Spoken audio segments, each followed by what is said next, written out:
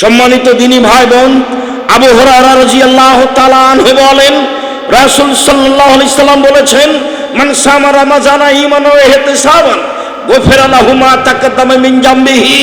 পৃথিবীর মানুষ শুনে রেখো, তোমরা কেউ যদি ঈমান সহকারে নেকির আশায় রমজান মাসের সিয়াম পালন করো, তাহলে অতীতের সব পাপ ক্ষমা হয়ে যাবে।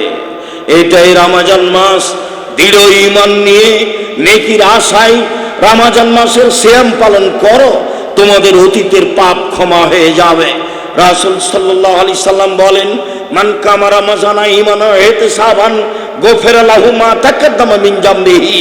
কেউ যদি ঈমান সহকারে নেকির আশায় রমজান মাসে তারাবি পড়ে, তাহলে তার অতীতের সব পাপ ক্ষমা হয়ে যাবে। সম্মানিত দিনী ভাই বোন, তারাবি অবশ্যই ফরজ নয়, রমজান মাসের সিয়াম অবশ্যই ফরজ। তবে রমজানের তারাবি ভিন্ন ধরনের ইবাদত, রমজানের তাহাজ্জুদ ভিন্ন ধরনের ইবাদত, রমজানের কিয়ামুল লাইল ভিন্ন ধরনের ইবাদত, রমজানের সালাতুল লাইল ভিন্ন ধরনের ইবাদত। এর একটা ভিন্ন মর্যাদা আছে। রাসূল সাল্লাল্লাহু আলাইহি সাল্লাম বলেন, কেউ যদি রমজান মাসে তারাবি পড়ে, রমজান মাসে তাহাজ্জুদ পড়ে, রমজান মাসে কিয়ামুল লাইল করে, তাহলে তার অতীতের সব পাপ ক্ষমা হয়ে যাবে।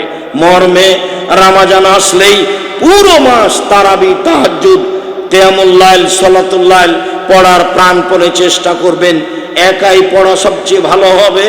জামাতবদ্ধ পড়তে পারেন, জামাতবদ্ধ পড়ার চেষ্টা করবেন, নইলে শয়তান আপনাকে বোকা বানাবে। আবু হুরায়রা রাদিয়াল্লাহু তাআলা আনহু বলেন, রাসূল সাল্লাল্লাহু আলাইহি সাল্লাম বলেছেন, মান কামা লাইলাতুল কদরি ঈমানান ওয়া ইহতিসাবান গুফিরা লাহু মা তাকাদ্দামা মিন জামবিহি। কেউ যদি ঈমান সহকারে নেকির আশায় আপনার লাইলাতুল কদরকে মূল্যায়ন করে, তাসবিহ তাহলিল জিকির আজকার করে, শেষের দশক জেগে থাকে, তাহলে তার অতীতের সব পাপ ক্ষমা করা হবে। এই কথা মুহাম্মদ সাল্লাল্লাহু আলাইহি সাল্লাম বলেন।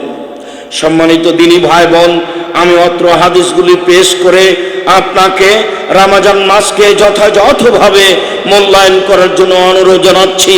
সিয়াম থাকা, ক্ষমা চাওয়া, রহমত কামনা করা, দয়া কামনা করা, অর্থ সম্পদের দাবি দেওয়া কামনা করা, ছেলে মেয়ের বড় হওয়া, কল্যাণ কামনা করা, বিপদ থেকে মুক্তি চাওয়া, সব চাইবেন রমজান মাসে। একেবারে প্রথম রমজান থেকে নিয়ে শেষ পর্যন্ত যা একাধিক হাদিস দ্বারা প্রমাণিত হয়। এবার চলে যান, এবার আমরা চলেন যাই দেখি রমজান শুরু করব কিভাবে। আবু হুরায়রা রাদিয়াল্লাহু তাআলা আনহু বলেন, রাসূল সাল্লাল্লাহু আলাইহি সাল্লাম বলেছেন, সুমুলে রুয়াতিহি আফতরুলে রুয়াতিহি। পৃথিবীর মানুষ, তোমরা চন্দ্র দেখে সিয়াম শুরু করো, চন্দ্র দেখে সিয়াম ছেড়ে দাও। তিনি বলেন, ফাইল গুম্মা আলাইকুম ফাকমিলু ইদ্দাতা সালাসিনা শাবান। যদি আকাশ মেঘাচ্ছন্ন হয়, তাহলে তোমরা শাবানকে 30 করে নাও।